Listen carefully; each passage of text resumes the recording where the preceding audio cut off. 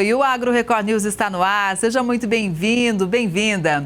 O agro foi fundamental para o desenvolvimento econômico do Brasil em 2025, mas há muitos desafios e entraves para serem resolvidos em 2026. Os dados foram divulgados pela Confederação da Agricultura e Pecuária. Em 2025, o agro brasileiro colaborou para o crescimento do PIB e a redução da inflação, além de ser responsável por outros feitos importantes. Neutralizou rapidamente o foco de gripe aviária, identificado no Rio Grande do Sul, foi declarado livre de febre aftosa sem vacinação e sediou a COP30, dando destaque para o setor na AgriZone. No entanto, o endividamento dos produtores cresceu. Além disso, para 2026, o cenário internacional deve ser instável, clima desregulado, dívida pública alta e fragilidade fiscal, além de insegurança jurídica. São vários os desafios apontados pela CNA a serem enfrentados pelo produtor rural, que nunca esteve tão endividado. Em outubro deste ano, o crédito rural com taxas de mercado registrou a sua maior inadimplência desde o início da série histórica em 2011, alcançando 11,4%. No mesmo período do ano anterior, o valor era de 3,54% e em janeiro de 2023 era de cerca de 0,5%. A falta de apoio para o seguro rural em 2025 também preocupa e deve refletir nos resultados do próximo ciclo. O programa de subvenção ao prêmio do seguro rural registrou o seu pior desempenho desde 2007, cobrindo apenas 2,2 milhões de hectares, o que representa menos de 5% da área agricultável do país. O principal ponto é que a gente está tendo uma desconstrução na política de seguro rural no Brasil. O valor que vem sendo colocado de 1 bi vem nos últimos anos, sendo que a demanda mínima seria 4, para a gente ter o mesmo que nós tivemos em 2021. E, por outro lado, esse ano foi pior ainda, foi mais crítico. Então, acho que o primeiro ponto é realmente o governo entender que o seguro é uma política de Estado e não de governo. A gente precisa de um mínimo de orçamento para fazer a ferramenta rodar. Outra questão para ficar atento no próximo ano é o processo de ratificação do acordo Mercosul-União Europeia, que deve avançar após a Comissão Europeia apresentar proposta para aprovar o capítulo comercial separadamente das partes política e de cooperação. Para a CNA, há riscos severos na implantação do acordo com possível aplicação de salvaguardas para produtos agrícolas do Mercosul importados na União Europeia, o que pode minar os ganhos esperados com o acordo. Sabe que a resistência maior é da questão do medo, e do receio que eles têm do aumento das importações de produtos agropecuários, que eles chamam de produtos sensíveis, e por isso eles estão fazendo isso. O acordo contempla um capítulo de salvaguarda baseado no que está discriminado, regido pela Organização Mundial do Comércio, que não é isso que a União Europeia está fazendo agora, e o acordo também possui uma cláusula de reequilíbrio de concessões, que foi uma solicitação, inclusive, que a CNA colocou para o governo antes da finalização do ano passado. Isso está contemplado lá. Essa negociação que eles estão fazendo é uma negociação absolutamente interna. O valor bruto da produção deve alcançar 1,57 trilhão de reais em 2026, um crescimento de 5,1% em relação a 2025. O segmento agrícola deve totalizar 1,04 trilhão de reais, um aumento de 6,6%, impulsionado principalmente pelo aumento da produção de grãos. Já o VBP da pecuária deve atingir 2,2%, chegando a 528,09 bilhões de reais.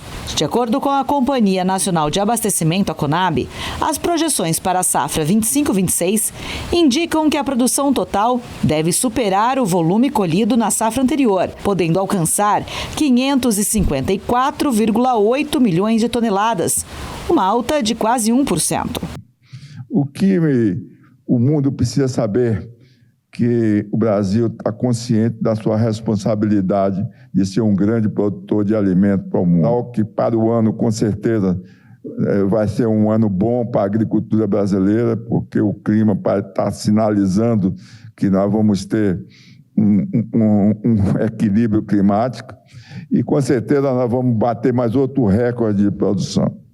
Nós temos de rapidamente mostrar ao mundo que nós temos de passar de 400 milhões de toneladas de produção de grãos. Isso, com certeza, o produtor rural tem competência para fazer. O Brasil vai exportar carne bovina para a Guatemala. O anúncio foi divulgado pelo Ministério da Agricultura e Pecuária.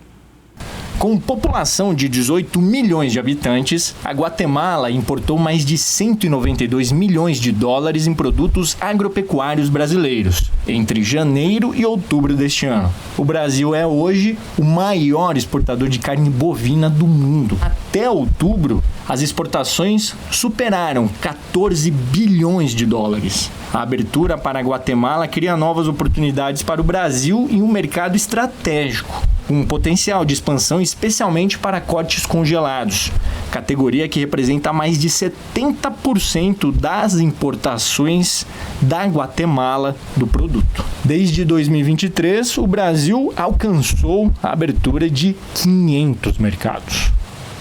As exportações brasileiras de algodão podem alcançar um novo recorde ainda em 2025. E tem informações também sobre os preços. Confira. Os preços do algodão em pluma oscilam no início de dezembro, segundo o levantamento do CPEA. Alguns vendedores reduzem valores porque precisam captar recursos ou liquidar lotes, o que pressiona as cotações. Por outro lado, vendedores capitalizados mantêm firmeza nos preços e impulsionam altas pontuais, sobretudo quando ofertam lotes de qualidade superior. As indústrias compradoras fazem aquisições pontuais, já que se preparam para o recesso de fim de ano e ajustam o ritmo da demanda. As preocupações logísticas entram no radar dos agentes e reforçam a lentidão dos negócios neste período. Além de cumprir contratos a termo, o setor programa novas operações, principalmente para o primeiro semestre de 2026. As exportações brasileiras podem alcançar um novo recorde em 2025. O recorde atual pertence a 2024, quando o país embarcou 2.770.000 toneladas, segundo a CSEX. Em novembro, os envios somaram 402.500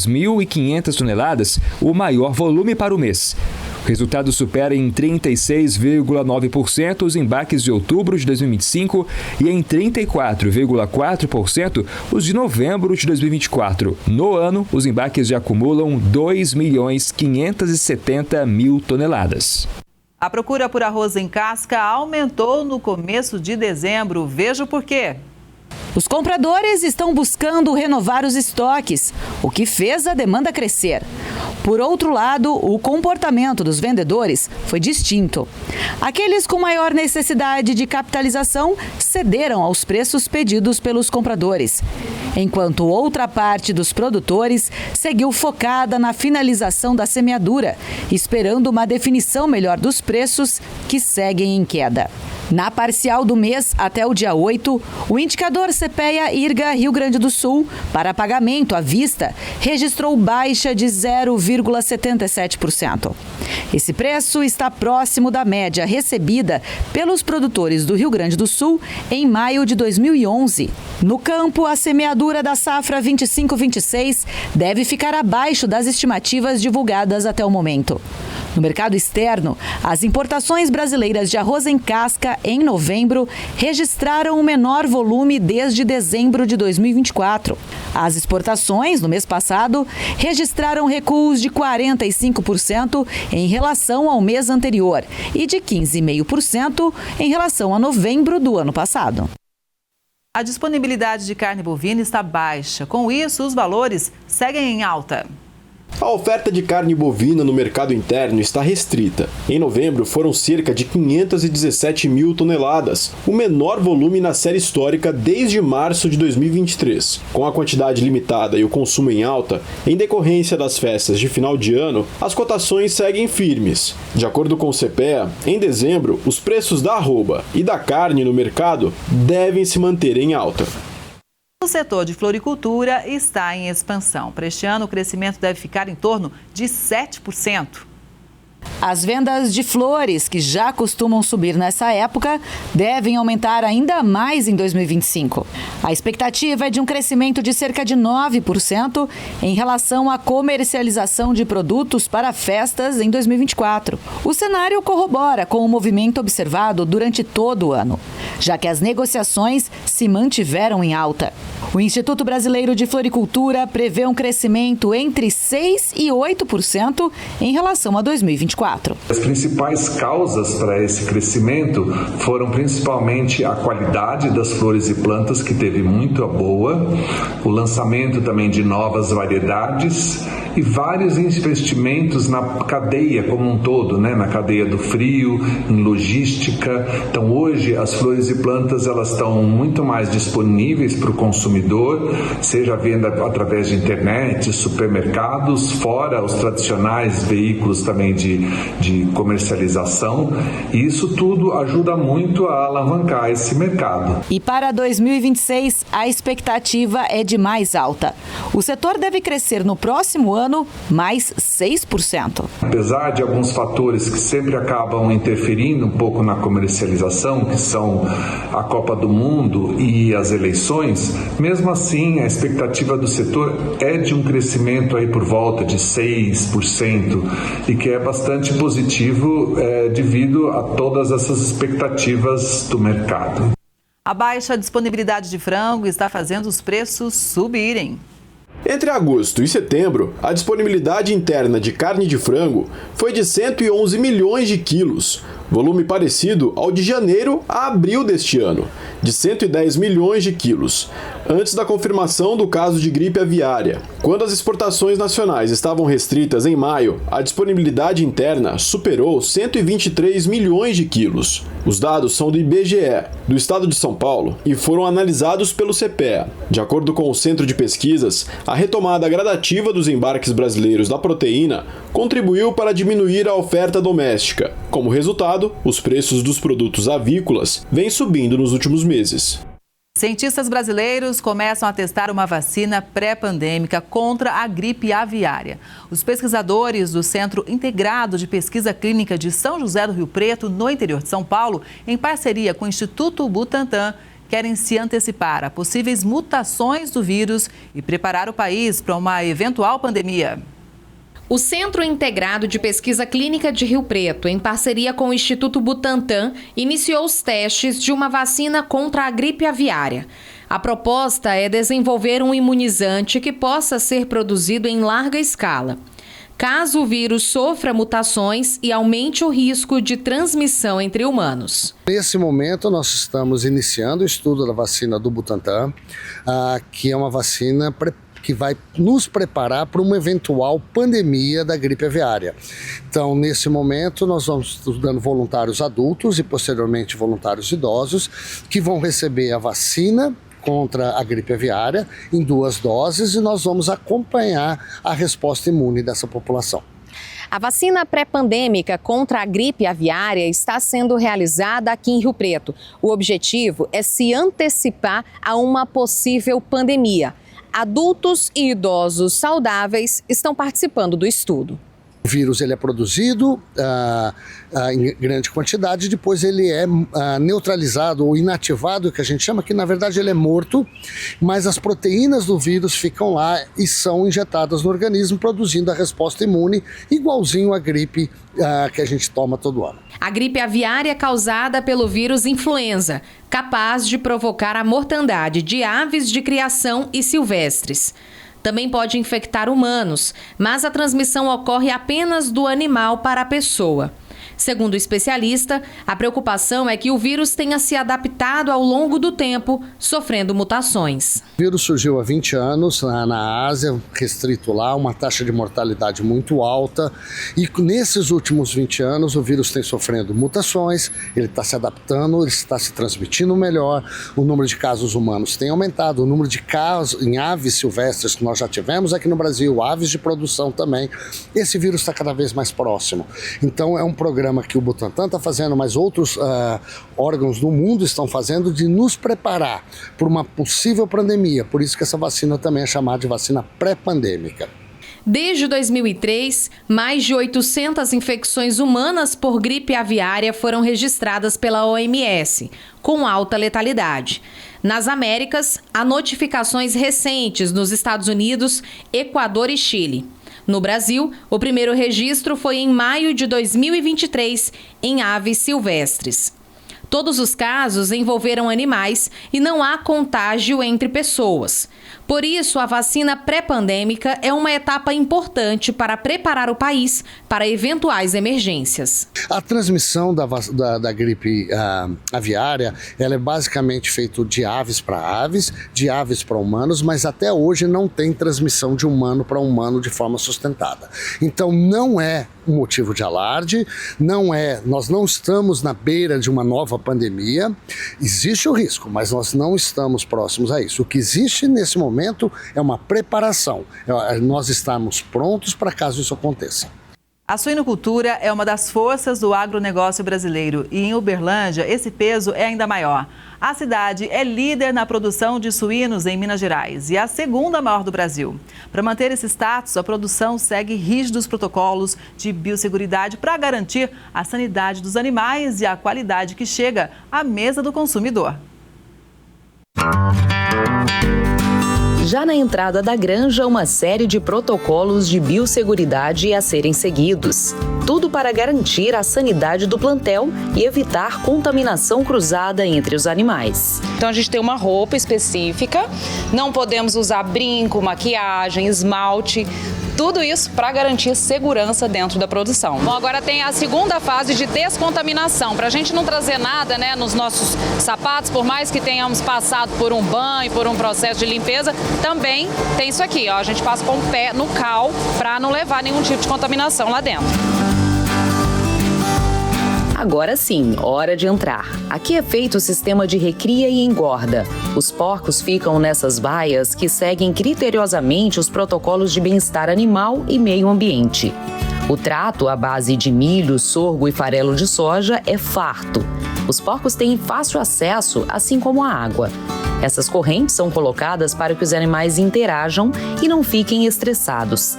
Também há um limite para a acomodação, para evitar que se machuquem. Para que o setor se fortaleça ainda mais, os produtores têm o apoio da indústria, no formato integração. Monitores e profissionais acompanham toda a produção, dando suporte e orientações para que o padrão de qualidade seja mantido. A gente trabalha numa parceria entre agroindústria e produtor rural, onde a agroindústria fornece ração, os animais, fornece todos os insumos e o produtor entra com a parte de instalações, a parte de manejo, a parte de mão de obra, né?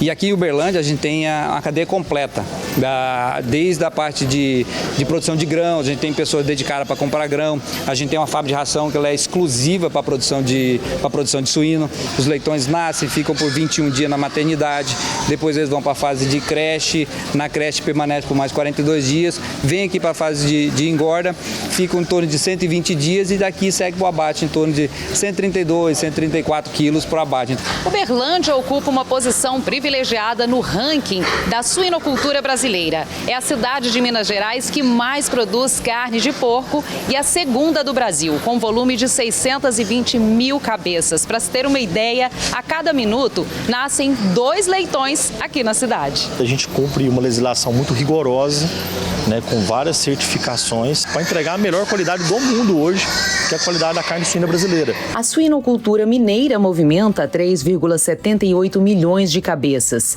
com uma produção de 594 mil toneladas de carne. O setor gera 6,8 bilhões de reais por ano e emprega 200 mil pessoas. Só nesta indústria em Uberlândia são 7 mil empregos diretos gerados. Minas Gerais é também o estado que mais consome a carne de porco no Brasil. O Robson começou com a produção de suínos há 3 anos. O projeto verticalizado conta com procedimentos ambientais para evitar impactos ao meio ambiente. Na fazenda, eles têm um biodigestor e todos os dejetos da granja passam pelo tratamento, transformando resíduos em energia e biofertilizantes. Todos os dejetos oriundos da atividade são direcionados aqui para essas lagoas, né? Onde a gente faz a captação do gás. O gás é canalizado para esse gerador que está aqui atrás da gente. Então a gente faz a geração de energia, joga na rede e a granja fica autossustentável. Ela trabalha com a energia gerada aqui na propriedade e o excedente a gente engata na concessionária. E hoje em dia, qualquer tipo de produção rural, gestão. Gestão você tem que ser eficiente, porque senão você infelizmente fica para trás, né? Tanto zelo em toda a cadeia produtiva garante ao Brasil a entrada até nos mercados mais exigentes. Só esta empresa, que tem 26 unidades no Brasil, abastece 20 países. Os principais compradores são Singapura, Hong Kong e Malásia. Nós trabalhamos diariamente para garantir todo o cumprimento da legislação brasileira e da legislação dos países aos quais a gente exporta, e isso garante com que os nossos produtos sejam reconhecidos mundialmente pela sua qualidade, e sem dúvida nenhuma isso é o que faz com que a gente tenha cada vez mais oportunidade de continuar crescendo e garantindo os nossos mercados. Com tecnologia, eficiência produtiva e forte presença no comércio exterior, o setor se consolida como um dos pilares do agronegócio nacional, contribuindo de forma decisiva para o avanço das exportações de proteína animal. A suinocultura, nos últimos 10 anos, ela evoluiu muito. Foi a cadeia agropecuária que mais cresceu nos últimos 10 anos, tanto em produtividade quanto em consumo. Então isso é bastante importante, propiciou a gente estar aqui hoje produzindo aí para o mundo inteiro. Durante a inauguração da nova sede da Apex em Brasília, o presidente da entidade, Jorge Viana, destacou a importância da produção agropecuária brasileira para o mundo. O Brasil, de fato, está ajudando a alimentar o mundo. Eu vou citar aqui alguns números. Sim, no café, 22% do café produzido, consumido no mundo, sai do Brasil. Carne bovina, 15%. Proteína animal. Carne de frango, 26%. Alto, né? Do que o mundo consome, suco de laranja, metade do suco de laranja consumido no mundo sai do Brasil. Isso é uma coisa extraordinária. A soja, 56%. Cera de carnaúba, 54%. Polpa de açaí, 99%. Do açaí, que já ganhou o mundo, sai aqui do Brasil. Açúcar, 26%, quer dizer, de cada 4 quilos de açúcar consumido no mundo, mais de 1 é brasileiro. Sim. O algodão bruto já chega a 31%, 1/3 de todo o algodão consumido no mundo é brasileiro também. A celulose, 25%, ferro nióbio, 81%, granito cortado, a gente tem peças aqui de granito, a gente já está com mais de 1/4, 26%. Aí, segundo lugar, de minério de ferro, pimenta do reino, milho, petróleo bruto, nós já somos o 5º produtor do mundo, carne suína, nós somos o 5º, ferro e aço, e assim vai. Então, eu diria assim que o Brasil hoje atua estrategicamente em várias áreas. Aí tem duas que eu destacaria, que eu não citei. Uma é que o mundo precisa se descarbonizar e fazer uma transição energética. Uhum. E o Brasil tem a melhor matriz energética do mundo. Na mobilidade, que é o grande emissor de CO2, por exemplo, o diesel, o Brasil tem o biodiesel, o Brasil tem a adição de diesel, no diesel tem o diesel mais limpo do mundo. Quando vamos para a gasolina, aí nós temos o etanol do álcool e do milho, porque o do milho está crescendo fortemente e daqui a alguns anos vai passar o do etanol da cana. E o milho, quando você tira o etanol do milho, você gera o DDG. E esse DDG é o melhor produto para conversão de proteína animal para aves, suínos e até bovinos. Então, é uma coisa extraordinária. Então, na parte de transição energética do mundo, o Brasil tem a melhor modelagem, porque tem o carro elétrico, tem o carro flex, né? Que é um carro com menos emissões até do que alguns elétricos. Essa é uma questão que eu ressaltaria. A outra é que na nova indústria mundial, a gente está vivendo também uma situação das baterias, dos carros elétricos, de sair da descarbonização. O Brasil também é um grande reservatório de jazidas desses produtos, terras raras, tanto é que é uma cobiça danada, minerais críticos. Tudo que compõe a nova indústria no mundo, o Brasil está dentro também. Então você vai do alimento, à produção de um avião da Embraer, até mesmo a modelagem de matriz energética com a nova indústria de semicondutores. Uma plataforma desenvolvida por pesquisadores da Universidade de Brasília identifica ervas daninhas com 96% de precisão e promete transformar o monitoramento agrícola. Esta planta diferentona aí no meio da plantação é a praga Amaranthus palmeri, conhecida como caruru palmeri. É uma planta daninha exótica de crescimento rápido e extremamente agressiva. É considerada uma das mais difíceis de controlar, bem resistente a herbicidas. No Cerrado, o avanço dessa praga tem preocupado agricultores por provocar perdas milionárias na produção de soja e algodão. A primeira detecção dela no Brasil foi em 2015, no estado do Mato Grosso. E foi lá onde os pesquisadores da UNB começaram os estudos para o desenvolvimento da plataforma digital que identifica quase 100% dessas plantas no campo. Para mapear essa praga e desenvolver a identificação por meio de inteligência artificial, nós tivemos que utilizar uma estrutura tecnológica que envolve um equipamento drone. Nós utilizamos este equipamento. Geração, né? Utilizamos para georreferenciar os dados que são mapeados esse sistema GNSS. Utilizamos uma câmera aerofotogramétrica. Muitas vezes o proprietário, eles se preocuparam muito, perguntando: nós vamos ter que voar também na mesma altura que vocês voaram? Vamos ter que obter o dado na mesma precisão que vocês? Não. Ele pode ser feito mais alto, não é? Não precisa ter essa resolução que nós tivemos. Depois de registradas as imagens das lavouras, os dados vão para a plataforma desenvolvida para dar o máximo de precisão na detecção da praga. Então, utilizando esse modelo já treinado, o usuário consegue, com esse mosaico, resultado de todas as fotografias individualizadas capturadas pelo drone, consegue aplicar o modelo e o modelo vai então identificar em todo esse mosaico onde que estão as ervas, a planta daninha. Então, quando a gente vai fazer esse tipo de mapeamento na mão, alguma coisa pode passar. O software, ele encontra todo o resquício de planta que existe com uma precisão de 96%. Por aqui, a pesquisa da área ainda está em andamento. O aplicativo, que estará disponível aos produtores rurais de forma gratuita, vai facilitar o manejo. Quando o proprietário que estiver com temor da existência, rodar a aplicação com a sua imagem e identificar: olha, existe, a aplicação dará para ele a coordenada, quer dizer, a posição espacial aonde aquela planta está, onde ela está existindo. E ele vai ter, então, pela própria aplicação, um relatório da coordenada de onde estão todas as plantas. E aí o que ele fará, então? Ele poderá ir a campo conhecendo onde ele vai ter que tirar. Porque amarantos, você não tem uma outra forma de exterminar senão arrancando, porque é uma coisa impressionante, ela cresce 5 centímetros ao dia. Então, na cultura da soja, você tem a altura da soja e você vê ela já adulta, ela bem maior do que a soja, se torna fácil. Mas existe um período em que você não consegue fazer essa identificação. Então, com a aplicação, isso se tornará muito mais fácil. Quem é do campo enfrenta terrenos desafiadores. Na seca, muita poeira. E quando chove, você já sabe, né? Mas tudo é superado por uma picape brava demais. Estou falando da Power P30 GWM, que, entre as vantagens, tem capacidade de carga de 1 tonelada. Quer saber mais? Eu também. Quem vai contar tudo pra gente é o Rafael Magalhães, que é gerente de produto da GWM. Bom dia, Rafael. Seja muito bem-vindo ao Agro Record News.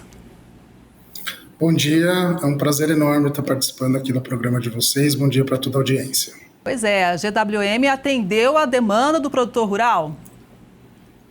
Atendeu. Mas antes eu gostaria até de passar um pouquinho do contexto de quem é a GWM. A GWM, ela é líder no segmento de picape na China, com mais de 25 anos consecutivos na liderança de picapes médias e com mais de 50% de market share. Em outras palavras, a cada 2 picapes vendidas na China, uma é da GWM. E toda essa liderança, ela se vê por toda a robustez, e toda a qualidade do produto no uso severo. E isso já foi validado em diversos mercados, não só na China, como na Austrália, na Nova Zelândia, no Chile. Então isso nos traz essa tranquilidade de trazer um produto para o mercado brasileiro que atenda de fato o agronegócio. Pois é, inclusive com segurança reforçada. Perfeito. Ela tem um pacote que a gente chama de pacote ADAS, né, que é um pacote de segurança avançado, um pacote de assistência de condução semi-autônoma, nível 2, que é muito raro dentro do segmento. O que isso significa? Que ela tem controle de cruzeiro adaptativo, frenagem automática, monitor de ponto cego, radar que identifica pedestres, motocicletas, veículos. Além disso, uma câmera de 360 graus com uma visão panorâmica que é muito útil para o ambiente rural, porque facilita muito as manobras em galpões, currais, áreas estreitas. Enfim, é uma picape que representa uma nova proposta para o agro brasileiro. Vamos falar um pouquinho mais, então, sobre a robustez. Eu falei da capacidade de carga, mas tem muito mais. Tem muito mais, né? Vamos falar um pouquinho do coração da Power P30, né? Ela tem um motor 2.4 turbo diesel, uma transmissão de 9 velocidades. Esse motor, ele foi desenvolvido pensando em torque e durabilidade, entrega 480 Nm de torque e muito cedo, com baixíssimo RPM. Isso, na prática, o que traz para o produtor rural? É muito simples, é muito conforto, menos desgaste e maior eficiência no dia a dia. Pois é, inclusive a garantia, a gente está destacando também na nossa manchete, uma garantia muito especial. Garantia de 10 anos para o mercado brasileiro. A gente tem muita confiança, não só na engenharia da Power P30, mas em toda a qualidade para enfrentar diversos terrenos. A gente sabe que o produtor, ele roda muito, ele enfrenta poeira, barros, carga pesadas, estradas ruins. Então ela traz um conjunto mecânico extremamente robusto, motor, transmissão, chassi reforçado, suspensão preparado para esse uso severo. Então, com 10 anos de garantia, o produtor rural ele tem a tranquilidade, porque isso reduz o custo de manutenção e melhora o valor residual do seu veículo. Eu falei que ela é brava demais, porque ideal para todo tipo de terreno, né? Exatamente, para todos os tipos de terreno. A gente sabe que o produtor rural ele enfrenta estradas muito ruins, né? Então ela tem aí até 1 tonelada de capacidade de carga, né? O chassi é extremamente reforçado, aço de altíssima resistência, que passou por testes severos de corrosão, justamente pensando em poeira, umidade, uso prolongado. A sua suspensão traseira é de eixo rígido com feixe de mola, o que traz uma capacidade de carga, resistência, mesmo com o veículo totalmente carregado, é um veículo super confortável. Inclusive, Rafael, acho que é interessante, com esse pacote todo de informação, a gente mostrar como a GWM traz inovação e se atentou para o agronegócio brasileiro, um setor fundamental para a economia do país. Perfeito, é isso mesmo. A gente pensou muito no público do agronegócio, produtor rural, grandes empresas, né, do agronegócio, frotistas. Então, esse produto ele atende muito a esse produtor. A gente reúne aqui uma marca que domina o segmento de picapes no mercado mundial, com as necessidades reais do produtor rural, que busca por robustez, durabilidade e custo-benefício. Rafael, foi muito importante te ouvir, um produto diferenciado que o Agro Record News tem a honra de mostrar para todo o Brasil, obviamente, para a nossa audiência. Muito obrigada, um bom dia para você, um forte abraço a você e também para toda a equipe GWM. Bom dia. Bom dia, obrigado pela oportunidade. Uma matéria-prima versátil que está presente na fabricação de papel, tecidos e até na lente de contato. Muito utilizada no Brasil e também no exterior, a produção depende de uma cadeia que envolve várias etapas, desde a plantação do eucalipto até a transformação da madeira em celulose. Você sabia que celulose está no papel higiênico, papelão, fraldas, na lente de contato? Nunca imaginei isso. Ela também está nos alimentos como queijo ralado, hambúrguer, em forma de espessante e estabilizante industrial. E também na fabricação de tecidos. Essa fábrica envia 500 mil toneladas de celulose para o continente asiático todos os anos. Nessa operação que envolve trem, caminhão que parece trem, navio, porto e muita gente. Nós proseamos com o engenheiro florestal João, raiz no assunto da empresa. Eu já lido com isso daqui há quase 20 anos, então a floresta tem me trouxe muitas oportunidades, né? E vem desse pedaço de chão do Triângulo Mineiro o eucalipto, que é a matéria-prima da celulose. Nessa história, a gente vai conduzir vocês para uma estrada que combina produção, controle ecológico e orgulho de Minas Gerais. A planta industrial que produz celulose por aqui tem matéria-prima espalhada por 43 mil hectares. Só nessa área, cobrindo 5 municípios vizinhos a Uberlândia. O complexo envolve outras 4 cidades, com fazendas de áreas arrendadas de floresta cultivada, com selo internacional de manejo ambiental. Sou responsável pela área de silvicultura e a área de silvicultura ela é responsável por fazer todo o processo de formação florestal, desde a atividade do plantio até entregar a floresta madura para a colheita. Porque assim que os ambientalistas veem brotar o eucalipto, classificam-no de deserto verde, ladrão de água de lençóis freáticos. E foi à sombra de um exemplar que se ouvirá a voz dissonante desse coro. Primeiramente, ela rouba a água do solo, ela compromete nascente, professor? E graças a Deus você me perguntou isso daí, fico contente, porque isso... Gente, isso é uma ignorância sem precedente. Nós gastamos em torno de milhões de todos os anos para pesquisar, para mostrar que isso não é possível acontecer. Essa planta não tem uma ligação que possa pegar a água e tirar e jogar na atmosfera. Para você ter ideia, para você produzir 1 quilo de carne, você gasta 450 litros de água. Para você produzir 1 quilo de feijão, você gasta 200 e tantos litros de água. Para produzir 1 quilo de madeira, nós não gastamos nem 400 gramas de água. Então, quem consome mais água? É milho, feijão, arroz ou madeira? A cultura do eucalipto nas empresas florestais são as empresas que mais preservam o meio ambiente, com áreas de preservação permanente, programas de recuperação de fauna e flora. Mas como se produz a celulose? A gente vai picar essa madeira em pequenos cavacos. Esse cavaco a gente vai mandar via correia transportadora para a área de cozimento. A gente tem 14 digestores, que o que são esses digestores? É como se fosse uma panela de pressão. Dissolve isso tudo? Exatamente. A gente vai dissolver, vai cozinhar essa madeira e aí a gente vai separar o que é fibra dessa madeira e o que é lignina. Essa lignina é um líquido como se fosse um café fraco.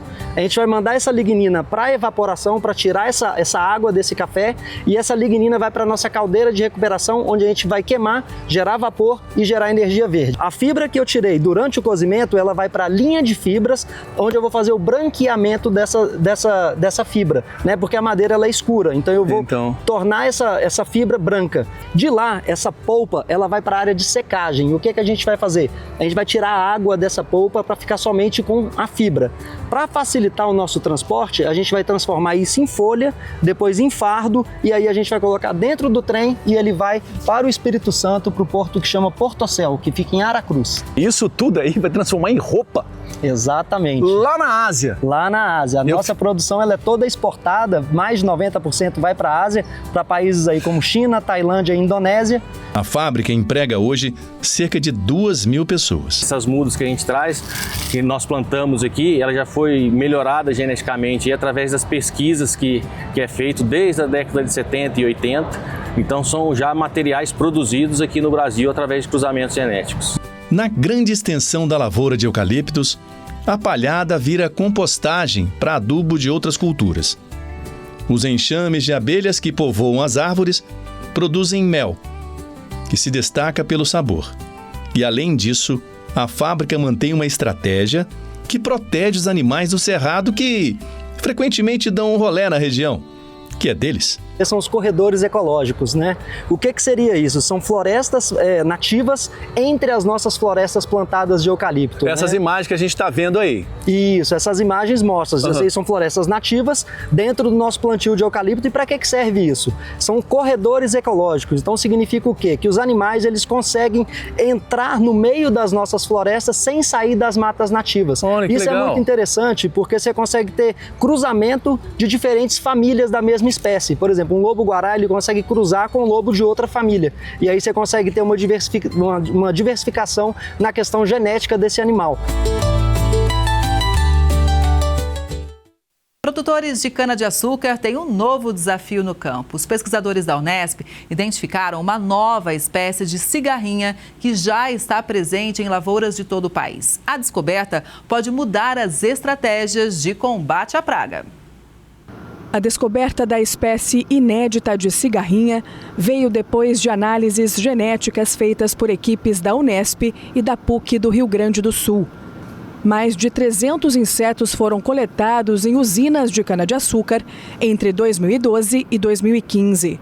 Na análise do DNA, os cientistas observaram diferenças claras na comparação com espécies já conhecidas. A gente tem toda uma análise numérica, quantitativa dessa variação para dizer, até aqui essa variação acontece e esse bicho pertence à mesma espécie. A partir do momento que eu vejo uma variação maior, aquele indivíduo, aquele organismo seria considerado de outra espécie. Então, nesse caso, dos bichos que a gente estudou, a diferença genética tendia a ser mais de 2, 3, 4% entre as espécies que se conhecia e a espécie nova. A cigarrinha se alimenta da seiva da planta e transmite toxinas que prejudicam o desenvolvimento da cana. Provoca folhas queimadas e perda de sacarose. Para os pesquisadores, a descoberta muda a forma como usinas e produtores enfrentam essa praga. Isso porque muitos defensivos são formulados para atingir espécies específicas. E o que funciona para uma cigarrinha pode não funcionar para outra. Agora não, agora a gente sabe que de fato são 3 espécies diferentes e nós precisamos tratar aquilo como elementos diferentes. Desenvolver produtos, talvez, ou estratégias de controle que podem ser diferentes entre as 3 espécies. A cana-de-açúcar movimenta milhões de dólares por ano e mantém o Brasil na liderança mundial da exportação de açúcar. Mas no campo, qualquer desequilíbrio pode comprometer safras inteiras. A cigarrinha é capaz de causar prejuízos de até 36 toneladas por hectare. Agora, os pesquisadores querem entender o comportamento da nova praga e testar técnicas de controle. O desafio é adaptar o manejo e garantir a produtividade de uma das culturas mais importantes do país. O Brasil precisa caminhar para desenvolver, conhecer melhor a informação básica da biologia e da informação genética das espécies que a gente tem como praga, para que a gente possa, num futuro próximo, desenvolver estratégias mais personalizadas de controle desses bichos. O Laboratório Agro 4.0, inaugurado no Distrito Federal, vai levar inovação para o campo e ajudar os produtores rurais. O marco para a inovação agropecuária do Distrito Federal. Este espaço é o primeiro 100% dedicado a pesquisas e elaboração de soluções avançadas para o agronegócio. O Laboratório Agro 4.0, uma parceria entre a Agência Brasileira de Desenvolvimento Industrial e o Instituto Federal de Brasília, que promete facilitar a rotina da agricultura em Brasília. A unidade, localizada no IFB de Planaltina, faz parte do AgriCerrados, o movimento que promove a integração entre estudantes, docentes e técnicos. Ao todo, foram investidos 3,5 milhões de reais para a construção e aquisição de equipamentos. A gerente de difusão de tecnologias da ABDI, Isabela Gaia, explica as atrações do espaço. Os estudantes do setor produtivo da região vão poder ter acesso a máquinas, por exemplo, que fazem plantio inteligente, adubação inteligente, entre outras tecnologias. Essas máquinas já foram entregues, já estão sendo em uso, entre outros laboratórios de análise de plantas e doenças que vão ajudar a região a crescer dentro do Agro 4.0. O café em grão e o café solúvel enfrentam situações diferentes com relação ao mercado norte-americano. As negociações do grão voltaram à normalidade com a retirada das tarifas impostas pelos Estados Unidos.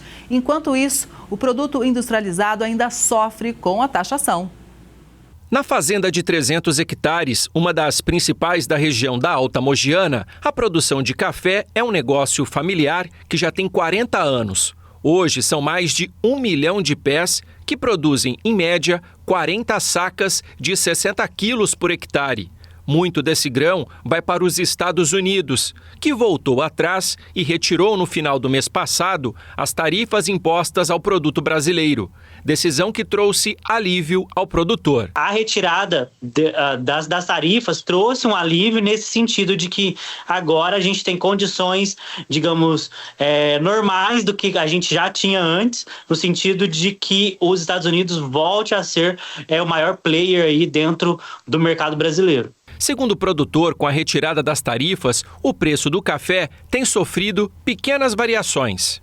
As tarifas em si não trouxeram um valor maior para o nosso café. Elas só vão, de fato, facilitar o envio desse café para o nosso maior comprador, que são os Estados Unidos. Por outro lado, quem não tem muito o que comemorar é a indústria do café solúvel. Por ser um produto industrializado, as exportações seguem parâmetros diferentes. Por isso, a taxa de 50% continua, o que tem feito as exportações para os Estados Unidos caírem mês a mês. A partir de agosto, nós começamos a ter reduções de praticamente 50%. De agosto a outubro, na média, foram 52% de quebra de volume para os Estados Unidos. E esse mês, estamos acabando de fechar os números, está em torno de 67%. A diminuição do período de agosto a novembro em relação ao ano passado. A indústria brasileira do café solúvel exporta para mais de 100 países. Os Estados Unidos consomem o nosso café industrializado desde a década de 1960. Antes do tarifaço, era o principal destino do produto nacional. Em outubro, esse posto foi ocupado pela Rússia. Na média, nos últimos 15 anos, nós já exportamos para 140 países, né? Porque tem alguns países que eles são muito rotativos. Mas, enfim, toda tentativa de se colocar, de se comercializar café com outros mercados, isso é feito de forma automática. Então, falar que vai redirecionar o volume que está sendo colocado para os Estados Unidos, isso não é uma verdade, é muito difícil. O diretor executivo da Associação Brasileira da Indústria do Café Solúvel disse ainda que a entidade tem trabalhado para tentar reverter essa situação em 3 diferentes frentes. Uma frente junto ao governo brasileiro, mas nós atuamos em conjunto com as demais entidades que representam a cafeicultura, principalmente o Secafé, que é a instituição que representa os exportadores de café do Brasil, de grão verde. E conseguiram a redução da tarifa americana. Além do governo brasileiro, nós temos também uma atuação com os nossos parceiros, nossos clientes, né, nos Estados Unidos, que são clientes de mais de 50 anos, que também estão, de alguma maneira, trabalhando junto ao governo americano, buscando a redução das tarifas. E uma terceira frente é exatamente com o governo americano, mas através dos nossos parceiros e de uma empresa de consultoria que nos presta um serviço de estar ali negociando, providenciando documentações, fundamentações e, enfim, dando informações o máximo possível para o governo americano. A preocupação é que a demora na solução do impasse estimule o consumidor americano a mudar hábitos e se acostumar com o café solúvel de outros países. Na questão do solúvel, é um produto pronto, que já vai apenas ser embalado nos Estados Unidos, que a gente fornece às grandes marcas. Então, é um produto que já vai direto para a prateleira. Na ausência dele, o consumidor vai imediatamente substituir por outro. Substituindo por outro, o que acontece? Nós vamos ter problema de consumo, né? Nós vamos ter problema de redução de consumo porque vai haver substituição. A tecnologia tem conquistado cada vez mais espaço no campo. Em Bela Vista de Goiás, um produtor investiu na modernização da fazenda e instalou ordenhas robóticas, tudo para melhorar o manejo e, claro, aumentar também a produtividade. O seu Ledson é produtor rural em Bela Vista de Goiás. Ele não esconde a felicidade de ter na fazenda dele uma máquina que tanto sonhava. Eu sempre fui uma pessoa que gostei de investir em tecnologias. Aí a gente, uns 2 anos atrás, começou a visitar as fazendas que já tinha robô. Um dia eu visitei mais meu filho. Aí comentando com meu filho, eu falei, mas que coisa boa, hein, menino? Como é que uma coisa difícil é de adquirir? Ele falou, pai, o senhor tem coragem de investir 2.400.000 em uma colhedeira e não tem coragem de investir em um robô para tirar leite 365 dias por ano, sendo que a colhedeira o senhor usa menos de 2 meses? Aí aquilo me despertou a vontade de fazer essa digressão. Experiência com gado leiteiro, ele tem de sobra, afinal já são 39 anos no ramo. Segundo o produtor rural, essas ordenhas robóticas são de tecnologia holandesa e ainda com um valor elevado, R$2.400.000. Se não fosse com a ajuda por meio de empréstimo de uma instituição financeira, o seu Ledlon não teria condições de adquirir os equipamentos. A tecnologia está cada dia mais presente no campo e o ramo da cadeia leiteira não poderia ficar de fora. Esse sistema implantado aqui na fazenda une automação, coleta de dados em tempo real e inteligência artificial. Tudo isso resulta em eficiência aqui no campo. Orgulhoso, o produtor mostra que a tecnologia de ponta é aliada do agro. Pelo celular, ele acompanha o movimento da ordenha 24 horas por dia.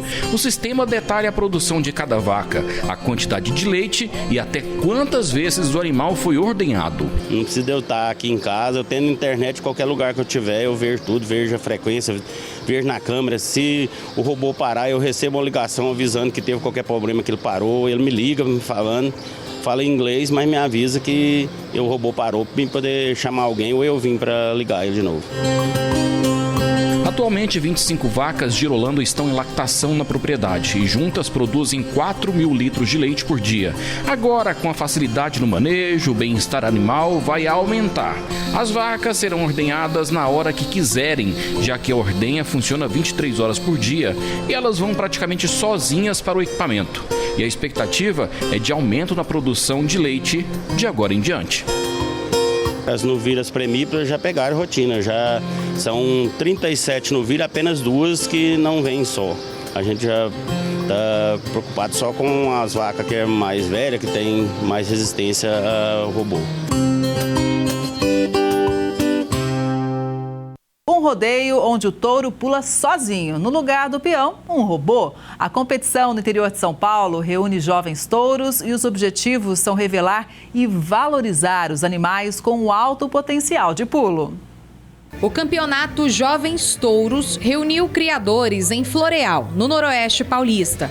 Esta foi a última etapa da temporada 2025, um evento que ganha espaço no mundo do rodeio por revelar animais jovens com potencial para as grandes arenas. É um campeonato que veio para modificar, acho que o patamar de touros de pulo no Brasil, ele veio para fomentar o mercado, como a gente fala, e também dar oportunidade a todos os criadores que não têm oportunidade de estar nos grandes eventos do Brasil, trazer seus jovens animais aqui e poder fazer que eles virem os grandes astros dos grandes rodeios do Brasil.